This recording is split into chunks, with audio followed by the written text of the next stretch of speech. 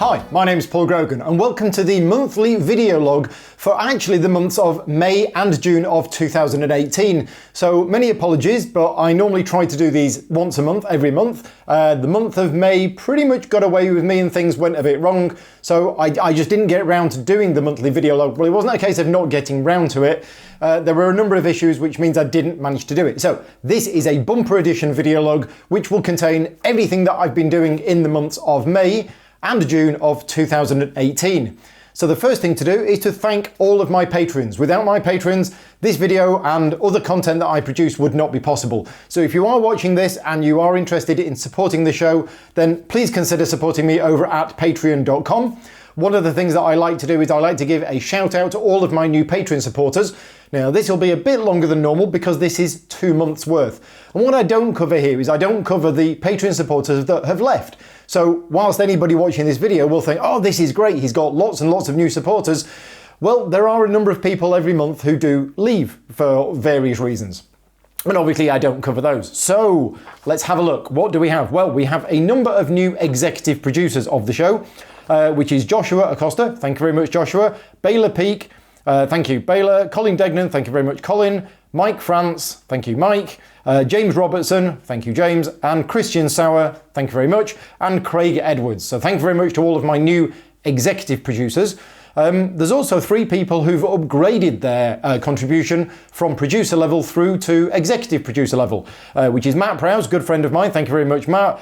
Graham Charlton. Thank you very much, Graham. And Susie and Debs. Thank you very much to Susie and Debs. So yes, so that's all of the new executive producers. And now on to the new producers of the show. So we have David Bouvier, Ben Kutcher, Augusti Pellicer, I think that's how you pronounce the name, Ryan Valdez, Matt Little, Erin Anderson, Angelica Froelich, that's a German name, so I hope I pronounced that correctly, Cornelius Roos, Katie Bain, Kurt Schweiger-Gallo, Alan Martin, and then Andrew Ginman from In-Game UK, and Christopher Osborne as well. Just going back to Andrew, so In-Game New UK is a new thing. It's in the UK, obviously, and it's a new gaming community that started. So if you're interested in what they've got to have a look at, then look up In-Game UK. They've just done a review video of Big Trouble in Little China, which is really good.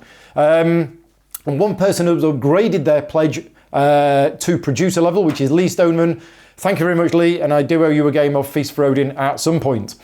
Other new supporters at lower levels, we have Greg Davids, Richard Ham, Rado, thank you very much for your support, Richard, Kenneth Fisher, Julie Wright, and Rogue Marischal. I'm never sure how you pronounce your surname, so I hope that's right. Rogue is the designer of Serengeti, which is a 2-player card game, which I think has just had a 2nd edition on Kickstarter just recently. So yeah, if you've played that, then that's that.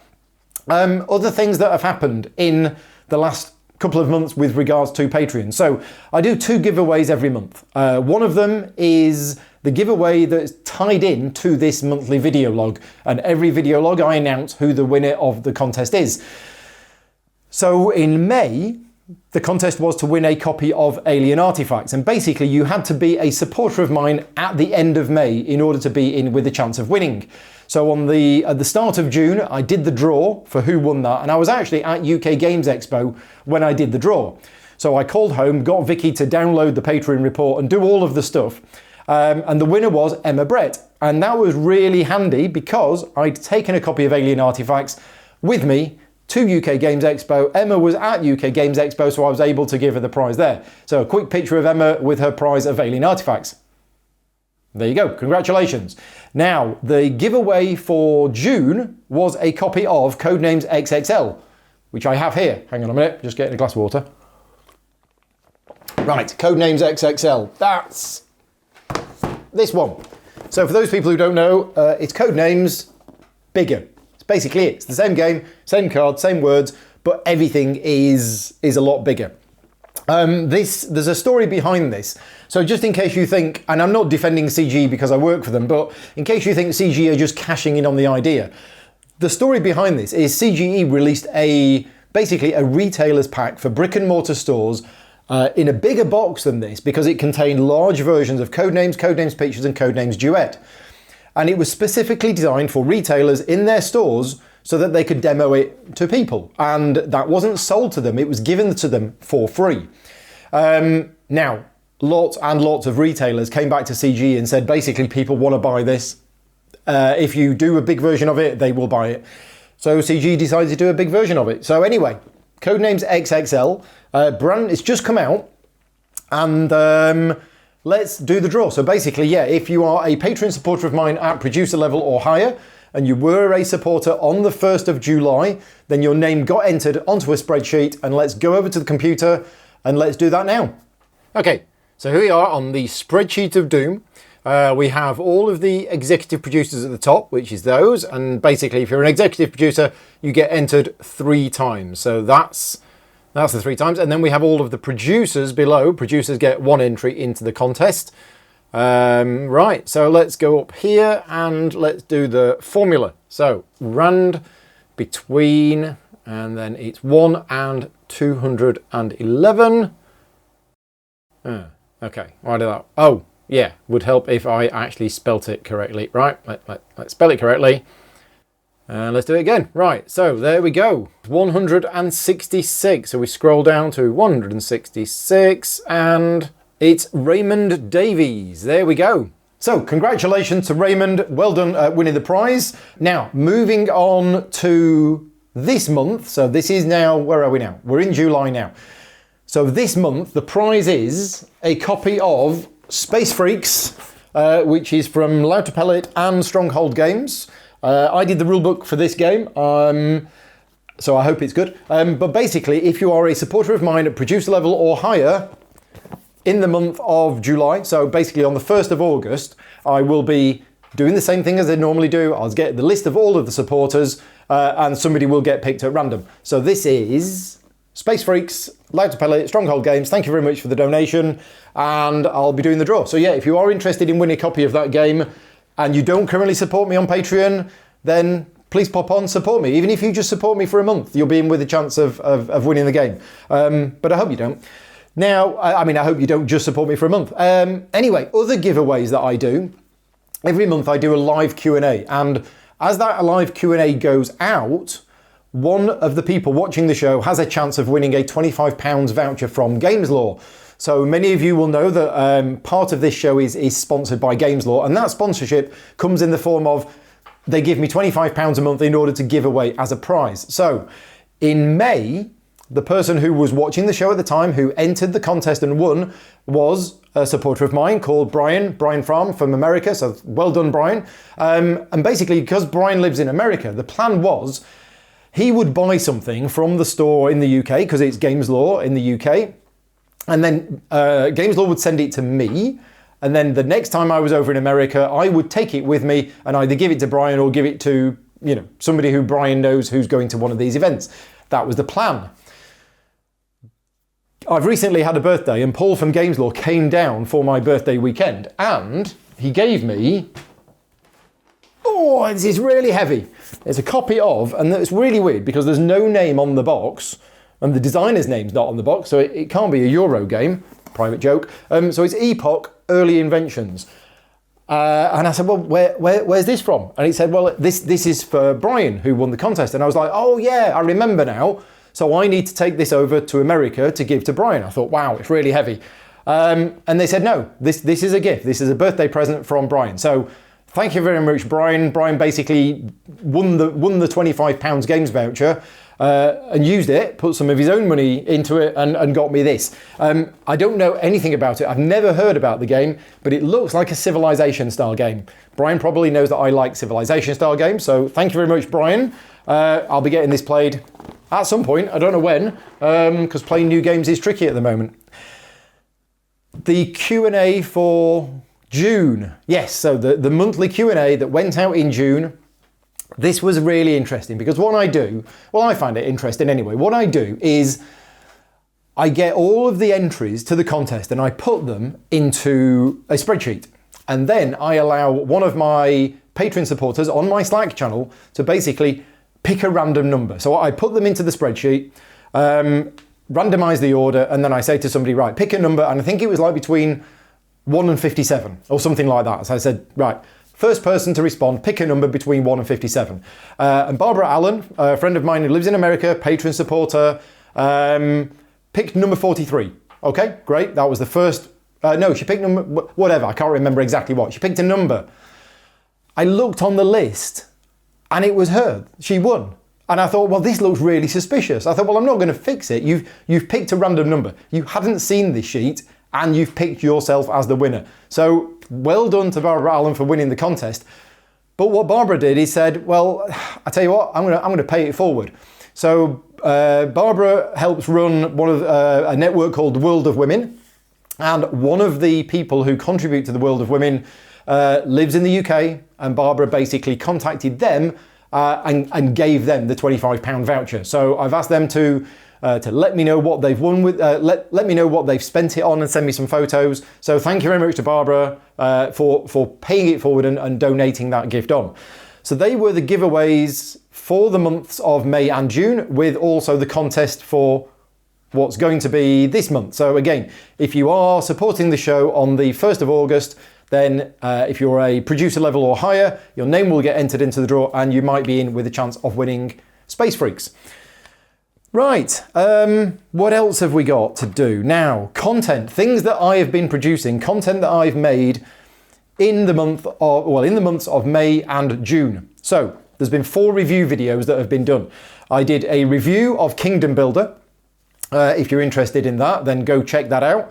I also did a review of Dominant Species. I did a review of Dragon Castle, and I did a review of Mystic Vale. Now, the reviews that I do, for those people who don't know, are voted on each month by my Patreon supporters. So again, if you're interested in contributing to what games that I should be reviewing, then each month I basically give a list of possible games, people vote on them, and the top 2 are the ones that I choose to do. So they are the reviews that I've done in the last couple of months. I did the live Q&As, as I mentioned earlier on. They are available on my YouTube channel right now. And the live Q&As, unlike a lot of my other stuff, even this is sort of semi-scripted. My live Q&As are very free form. Some people send in questions beforehand, which I have a little time to prepare for. But other times, the questions that I get tend to be quite random. And sometimes I struggle at answering them. Sometimes, I do okay, and sometimes I don't. Also, some things happen in the live Q&A which are unplanned for. And going back to May, I remember the May one being quite emotional. And I remember I was obviously at a certain point in the day where a number of the questions triggered a lot of negative emotions inside of me. And I remember getting quite emotional in that one. So that's what happens in the monthly Q&As. Other videos I've produced. I did a rules video. Well, no, it wasn't a rules video. I did a video of us blind testing the rulebook for Escape Plan. And I've never done a video like this before, but 5 people came over. I'd written the rulebook for Escape Plan with Vital Lacerda, and it had been around a couple of rounds of people making tweaks. But a good test of a rulebook is to blind test it. So I got the game, set it all up, gave them the rulebook, and tried to sit back and not say much. That's not possible for me to do. I always end up, interjecting and things like that. But yeah, that video is on there. Unfortunately, the video camera that I was using cut out after 2 hours, and it was a 2.5 hour game. So you don't get to see the end of the video, but you do get to see a little bit of how the gameplay plays out. I also did a teach of Mystic Vale. So Susie and Debs, that I mentioned earlier on, they wanted to know how to play Mystic Vale.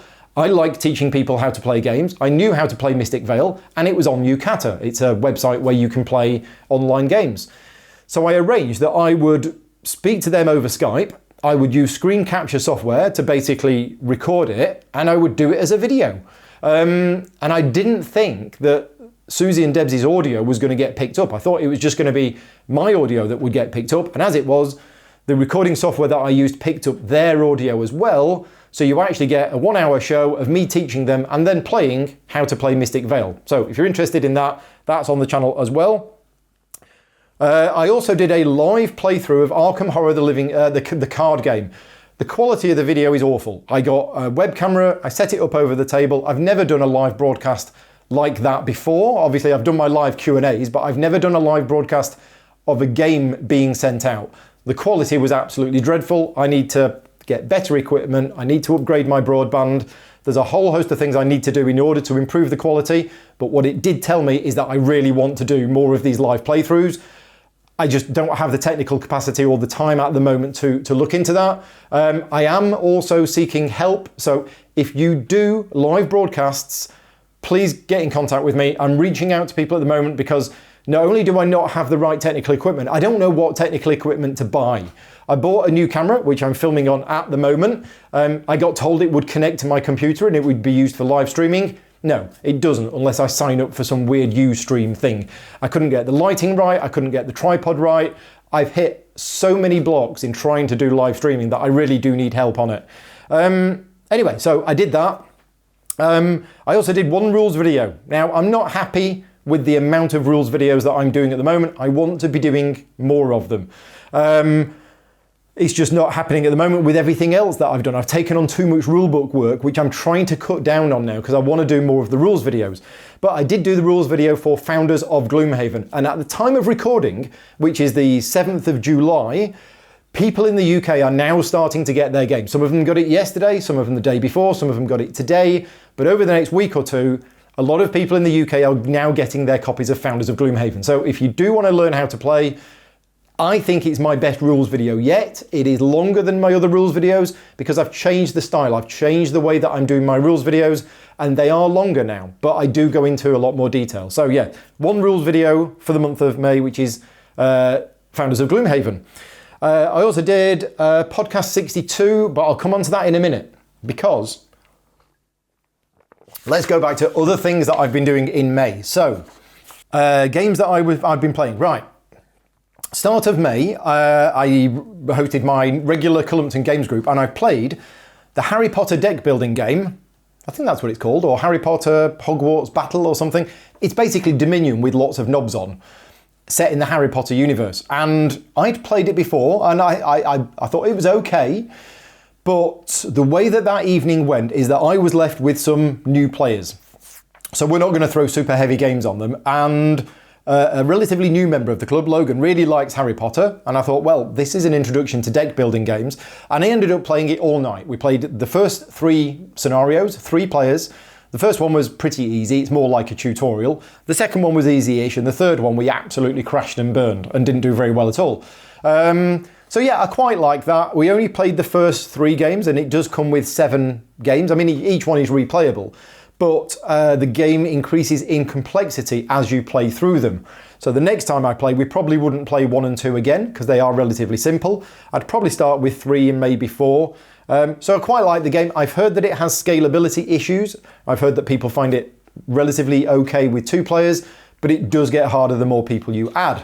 So yeah, I played that. What else did I play? I didn't really play much in May. Things went a bit wrong for me personally in May, and I had a lot less time than I was hoping to. But UK Games Expo. So UK Games Expo has been running for 12 years now. I've been going to it for a very long time, and I work at it. I basically run CGE's booth at UK Games Expo. But this year I was doing a whole host of extra stuff as well. I was doing a live podcast. I was doing a live pandemic. I did a charity raffle, I did a seminar on rulebook writing. I'd bitten off way more than I was able to deal with. Thankfully, people were helping me run the CGE booth because I knew that my time there would be limited. So thank you very much to all of the rest of the demo team who pulled together and helped me out with that. Because normally I'm working at the CGE booth and I'm there non-stop for the whole duration demoing and running it. Whereas this year, because I had so much other stuff to do, I knew that I wouldn't be able to spend as much time at the booth itself. So anyway, just touching on a little bit of personal stuff, and it's always one of the things with these video logs is I never know when to make this video log just about gaming rules or to whether to share some personal information in them. And I remember sharing a little bit of personal information back in December about my mum and her cancer and everything else. But then I had a few more months where I didn't share personal information. And a couple of people contacted me and said that they would like it if I did actually cover some of the personal stuff in the video log. So, just talking about UK Games Expo. And I think it's part of the reason why I didn't play many games in the couple of weeks leading up to it. My stress levels went through the roof. I'd taken on way too much work. The UK Games Expo planning and preparation, excuse me, was going out of control. I just had so much to do for it, and I was absolutely swamped. On top of all that, we had issues with Bramble. So Bramble is our cat. Bramble is still with us. And in January, when she had kidney failure for the second time, and we brought her home effectively to spend the last few weeks with her, that was January. And she was still with us. So she's a bit of a miracle cat. She survived kidney failure twice. The vets don't know what's going on because they've done all of the scans and everything else. But cross fingers, she's not okay because she's suffering the effects of having kidney failure twice, and one of her kidneys is completely failed and the other one's operating at 50%. Basically, you can't survive if you've had that. Bramble seems to have been surviving. I think she's got some reserve kidney somewhere else. Anyway, so that was January, and obviously with all the things happening with my mum, December and January for me earlier this year were very bad months, and I never expected to be, getting to May and me still have both of them in my life, basically.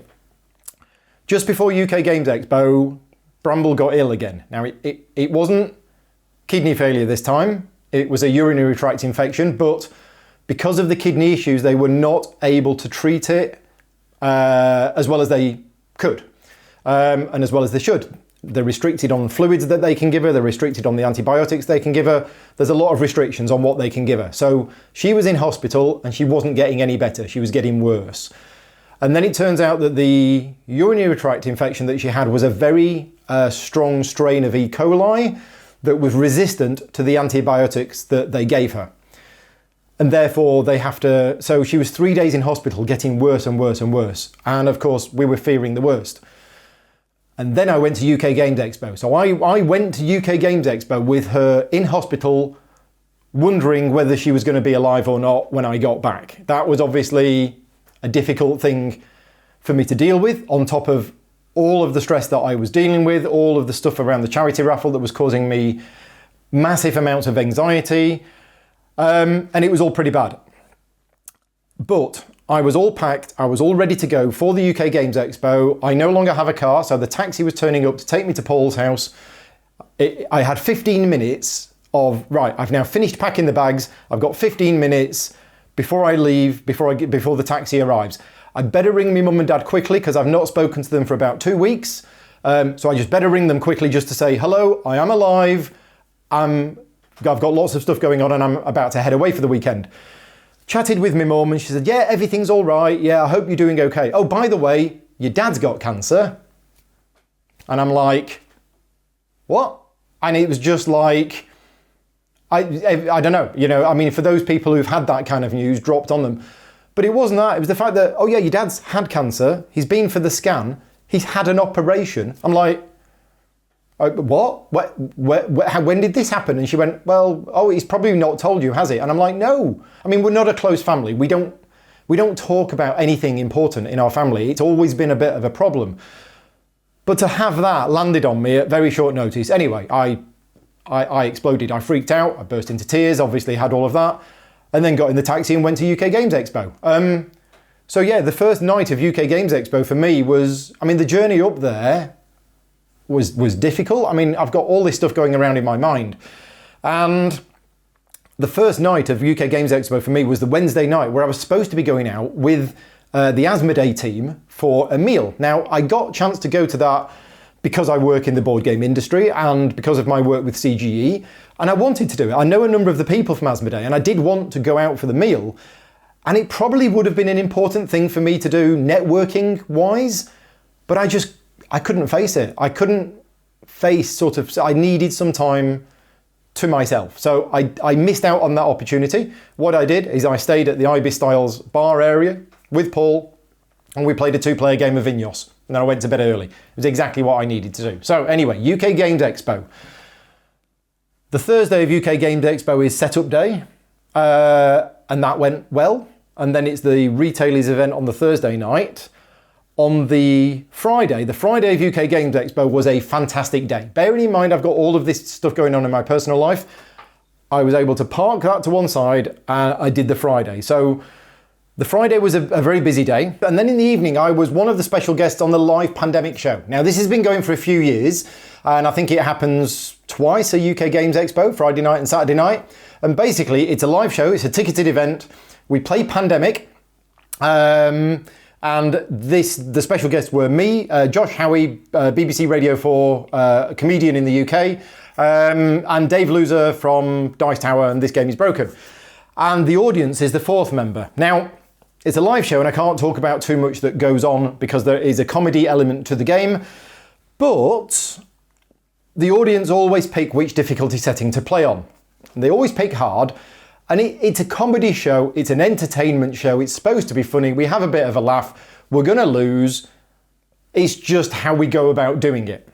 Anyway, we were about 3/4 of the way through the game and a couple of people started saying, oh, this is actually going quite well. And I didn't know whether they were joking or not, but then somebody made a move and somebody did something else, and all of a sudden everybody's jumping up and cheering and clapping and screaming and shouting and I'm sat there going, because I know how to play Pandemic, but I'd kind of forgotten the victory conditions.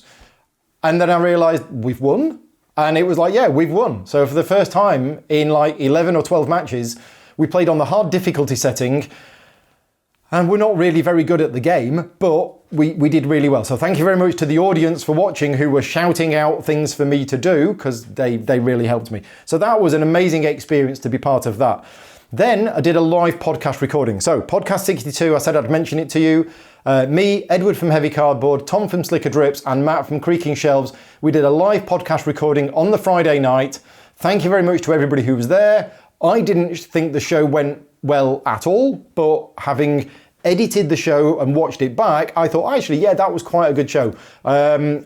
And a number of people have said it was a good show. So yeah, if you want to see that, it was a live podcast recording done at the UK Games Expo. That's podcast number 62. Then on the Friday night, I think this was the Friday or it was the Thursday. I mean, this is over a month ago, so I'm getting a little bit confused as the days, but went back to the Ibis Styles after all of that, hung out with some people there. I played a game of the Mind, which so many people are talking about and saying, oh, it's the best game ever. And it's all the latest craze and everybody's going on about it. I played it.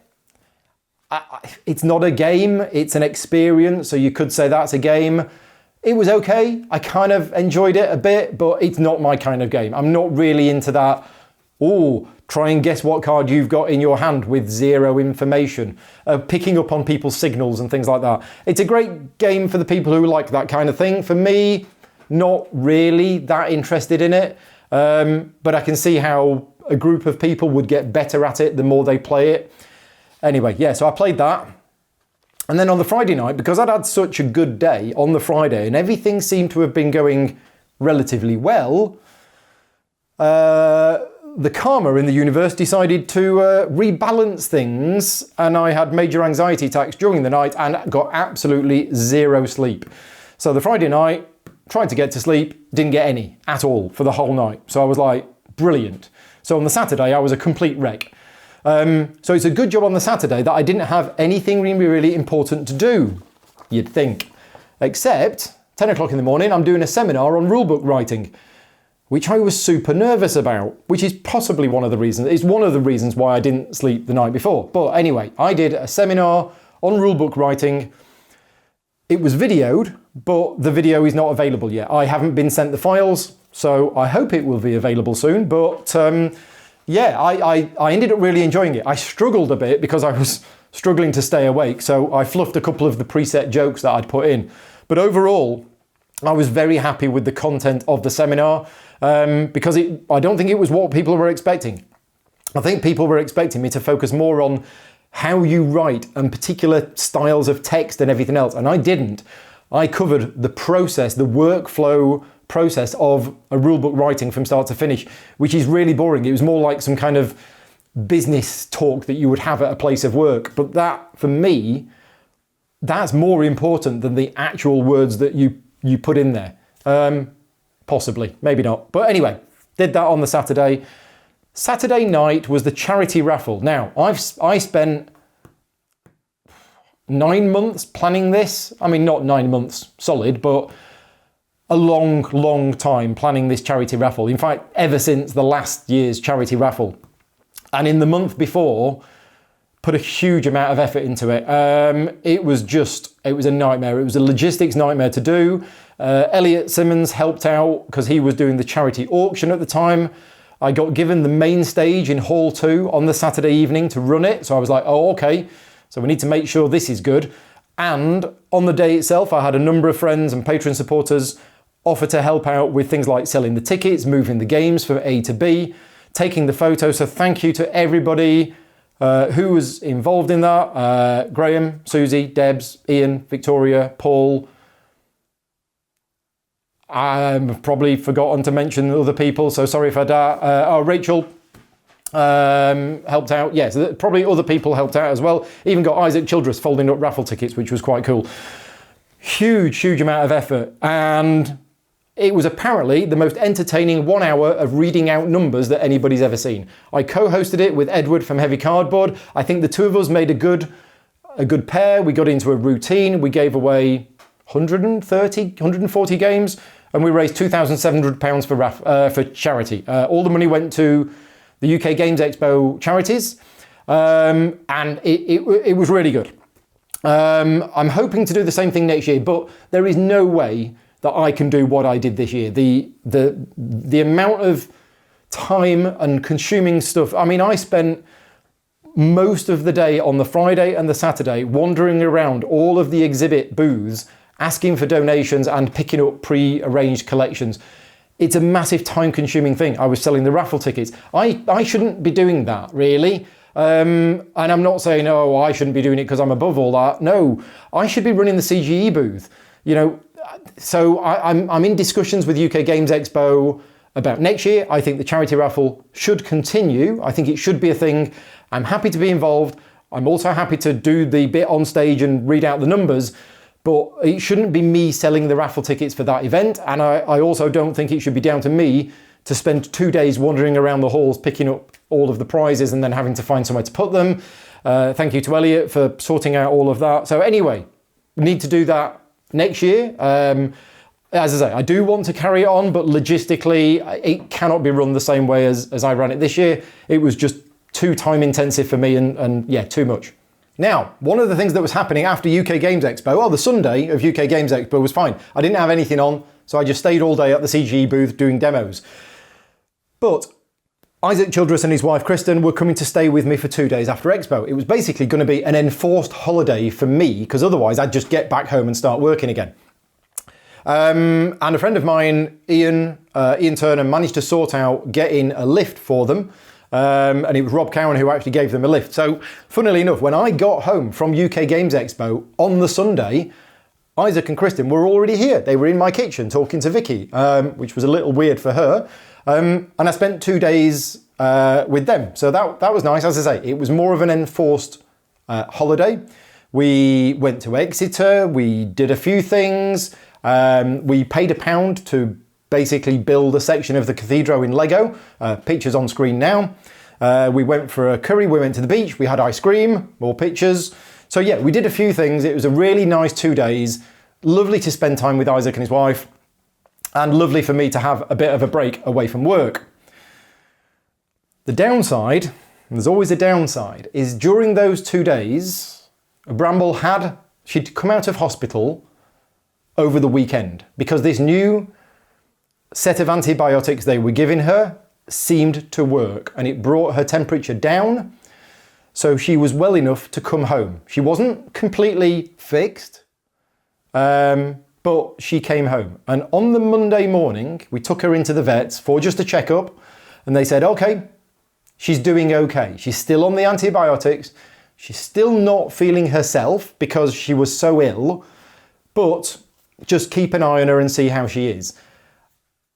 Unfortunately, the Monday and the Tuesday that Isaac and Kristen were here, we were focused on them because they were guests. They were staying here. We were going out and about. And Bramble was in the house, and Bramble was not feeling well at all. But we put that down to the fact that she was still on the antibiotics and she was still recovering.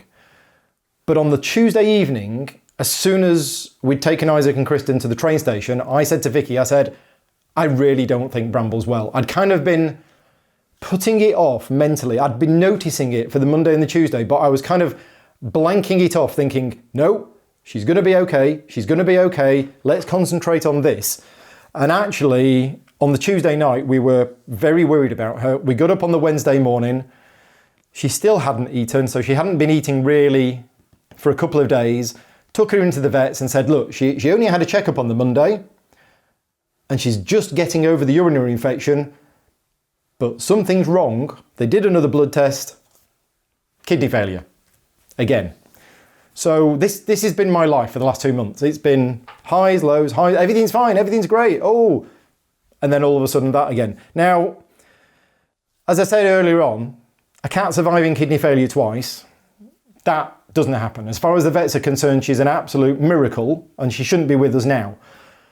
To have the kidney failure third time, and we don't yet know whether it was the antibiotics that caused it or what, we don't know. The point is, she had kidney failure a third time. And at this point, our lives pretty much fell from under us and I was not in a good place whatsoever, which is why a number of the things in June just didn't get done. And I was supposed to be going to Origins 4 days later. So this was on the Wednesday. I was flying to Origins on the Monday. So yeah, we was like, well, what are we going to do? And it was a very difficult time for us at home. Anybody who's had pets will know what this is like.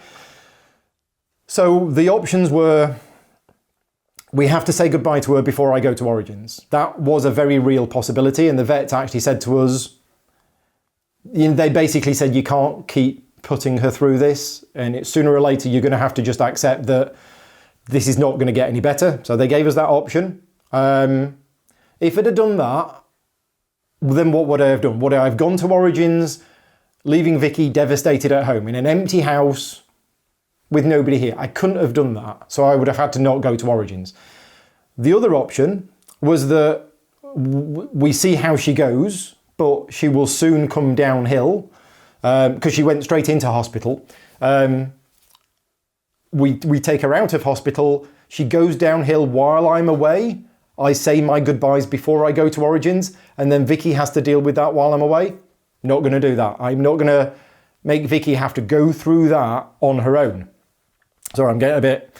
so that wasn't an option. So the third option was Vicky stays in hospital. Not Vicky stays in hospital. Bramble stays in hospital.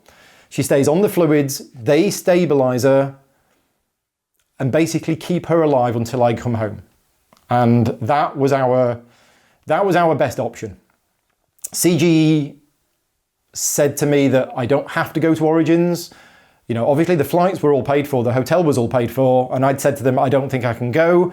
I would have felt bad, but obviously in the circumstances, it's understandable. But I did go to Origins, because I was a complete mess. I wasn't getting anything done at home. I was in a bad place. I wasn't being productive. I wasn't able to do anything, and Vicky was struggling as well. So I decided, right, I'll go to Origins. We'll keep Bramble alive until I get home from Origins. Origins was difficult for me. I put on the face, I put on the mask, and I did the demos, and I worked really hard, and I did everything as best I could.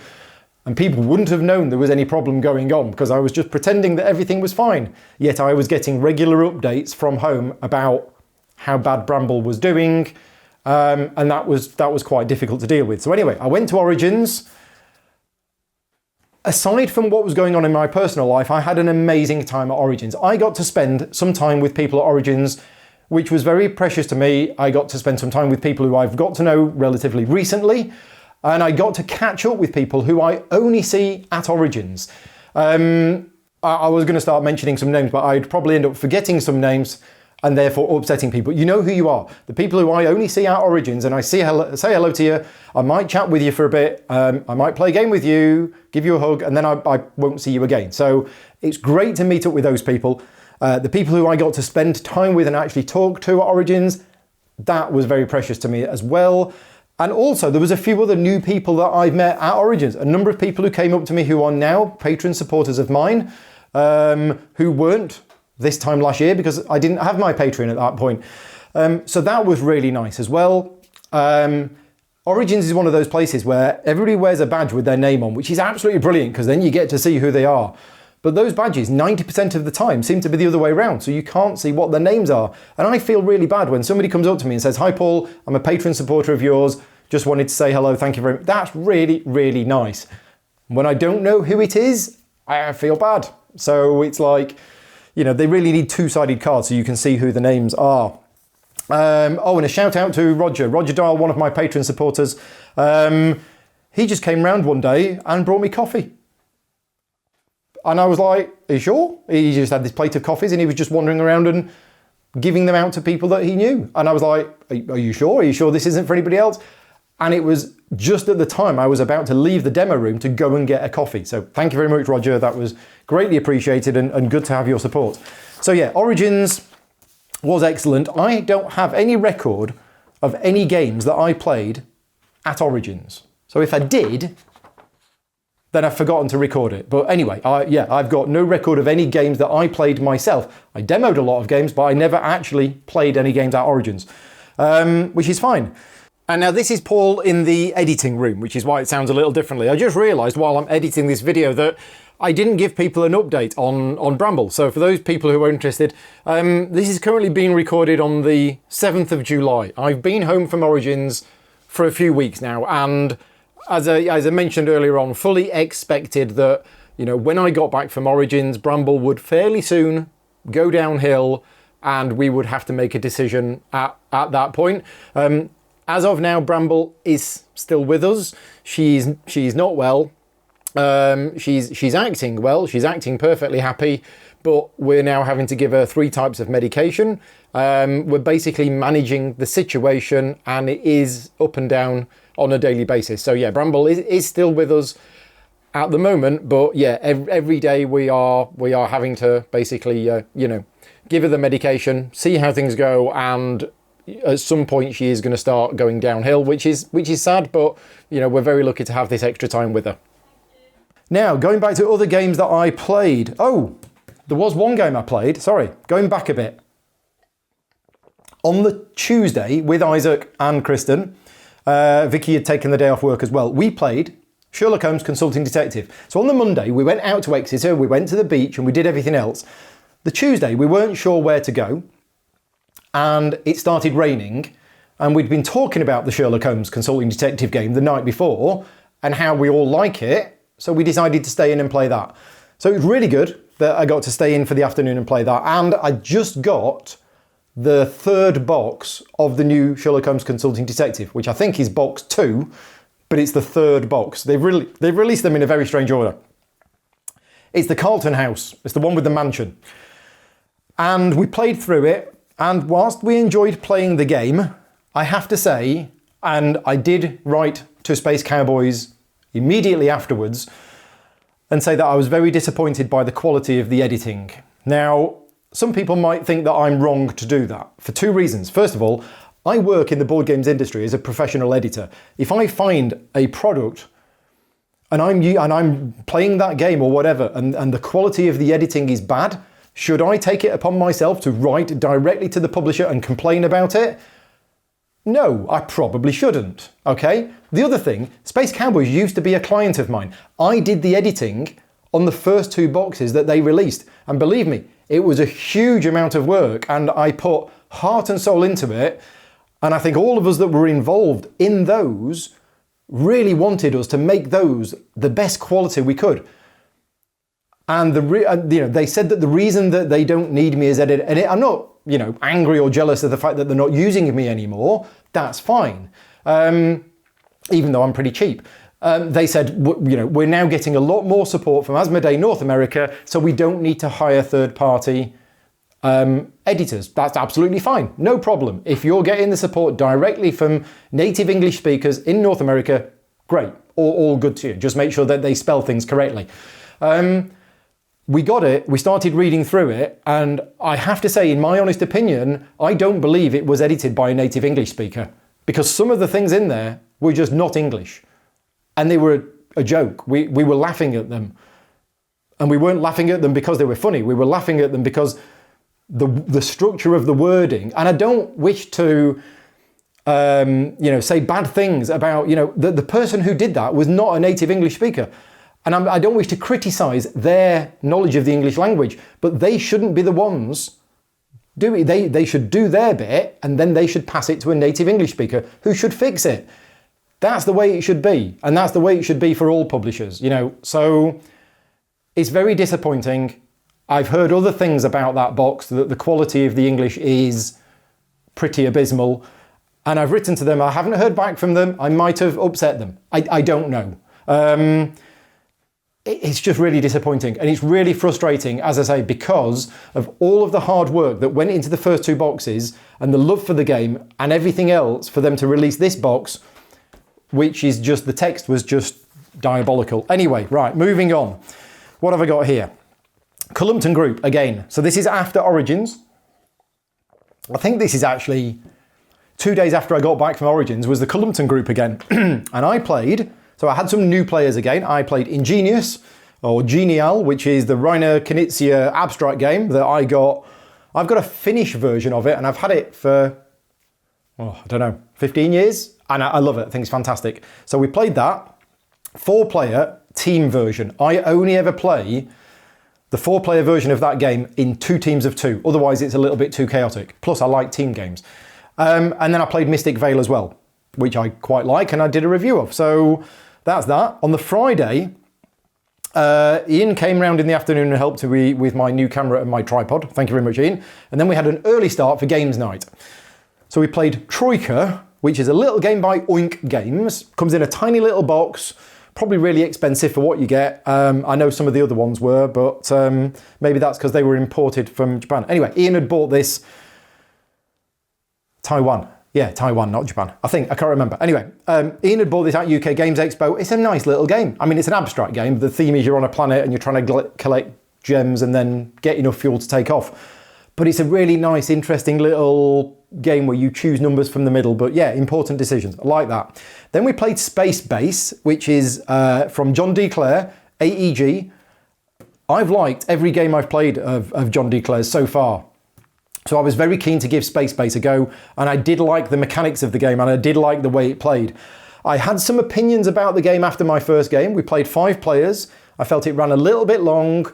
It was a little random, but it has dice in it. I also felt that in a 5-player game, there are 4 other people taking turns before it's your turn, and because you generate stuff sometimes when other people roll, in a 5-player game, before it got round to you, you were generating loads of extra stuff. Whereas in a 2 or 3-player game, you wouldn't be generating as much stuff. I'm sure it works with all player counts, but it would be a very different experience. Definitely want to play it again. Did enjoy it, so yeah, that's good fun. Hansa Teutonica, played that, enjoyed that, did absolutely terribly because I've not played it in years and I just can't seem to get my head around the strategy or the tactics used in that game. But yeah, I always enjoy playing it, just don't get to play it that much. And then finally, we finished off with a game of Tybord de Bouwmaster that I got an absolutely record score in because everything seemed to go absolutely right. And even the designer, Alexander Pfister, said, oh yeah, 62 is a very high score. So yeah, that was the Friday. And then the next gaming opportunity I had was actually the very end of June, crossing over into July. So the reason why there's a balloon there, if you can see it, is it's my birthday at the start of July. So every year at the end of June, start of July, I do a weekend of games, which is sort of to celebrate my birthday because I don't really do anything for my birthday. So having a games weekend is the birthday. I played a lot of games. Most of them were Arkham Horror, the card game. I played 9 games of Arkham Horror, the card game, because I'm absolutely loving it. Despite the game having things in it which I don't like in games, mainly the fact that you have to spend your cards beforehand to adjust the odds of whether you would succeed or fail, and then it's roll for resolution. And you can draw a tile out of the bag that comes at the wrong time, but the game's fantastic. I just love the game. I borrowed the entire collection from Rick. Thank you very much, Rick. And we played it a lot. So me and Adam played a 2-player game of Night of the Zealot. So that was that. Then Rob and Rick played all the way through Night of the Zealot. Then me, Adam and Rob played the first 3 scenarios of the Dunwich Horror Legacy, whatever it's called. And then me and Adam on the Sunday evening and Monday morning, played the first 3 scenarios of the Dunwich thing again with new characters. So yes, very much enjoying Arkham Horror, the card game. Need to play it more because I've got so much content for it because I've borrowed it off Rick and he's going to want it back at some point. I also played 2 games of Madeira. Now Madeira is a super heavy game, or a heavy game, depending on what your scale is for heavy games. It's my favourite game that came out in 2013, and no game came out in 2014 that I think was better than Madeira. And then somebody said, well, what about 2015? I was like, well, 2015, my favourite games were Mombasa and Nippon. No, Madeira is probably better than those, in my opinion. What about 2016? Great Western Trail and Feast for Odin. Is Madeira better than those 2? Yes, I think so.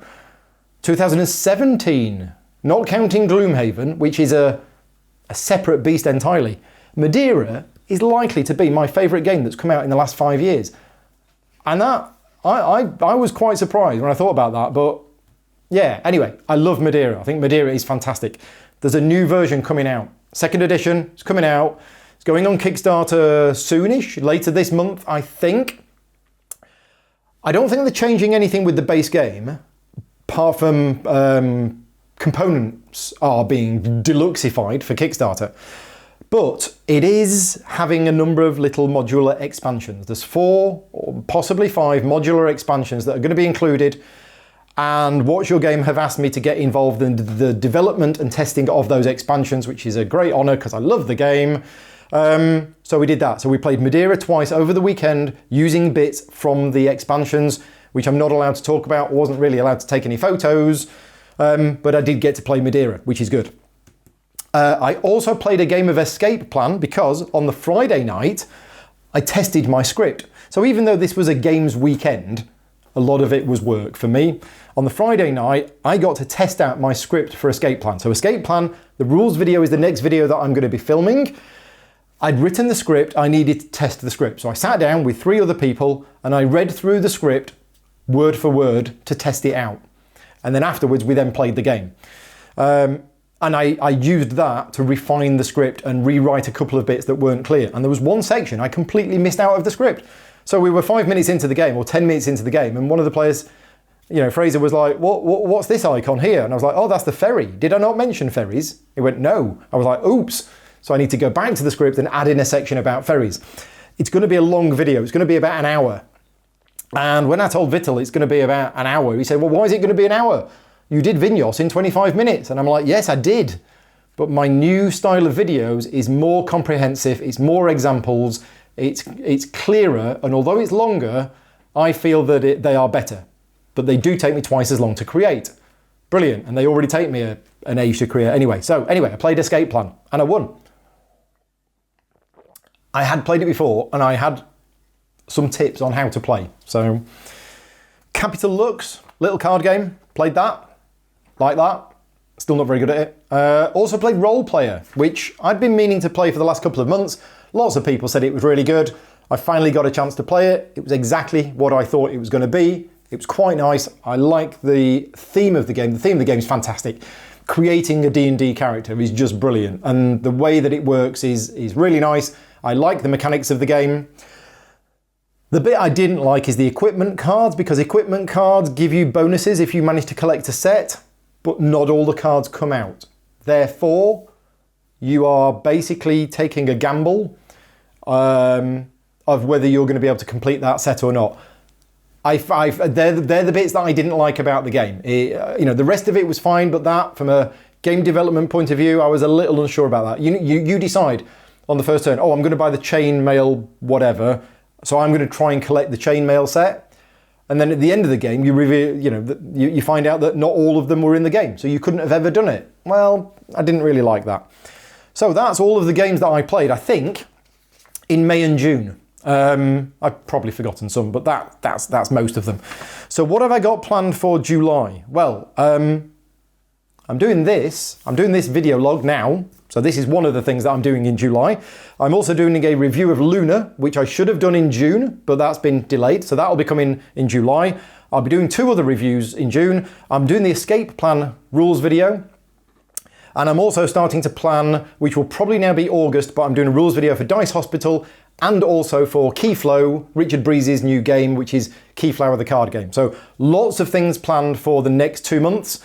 I'm going to be solidly busy. I think I worked out a couple of days ago that I need to be working 10 hours a day for the next 5 weeks just to get all of this stuff done. So yeah, the next 5 weeks for me are going to be really busy.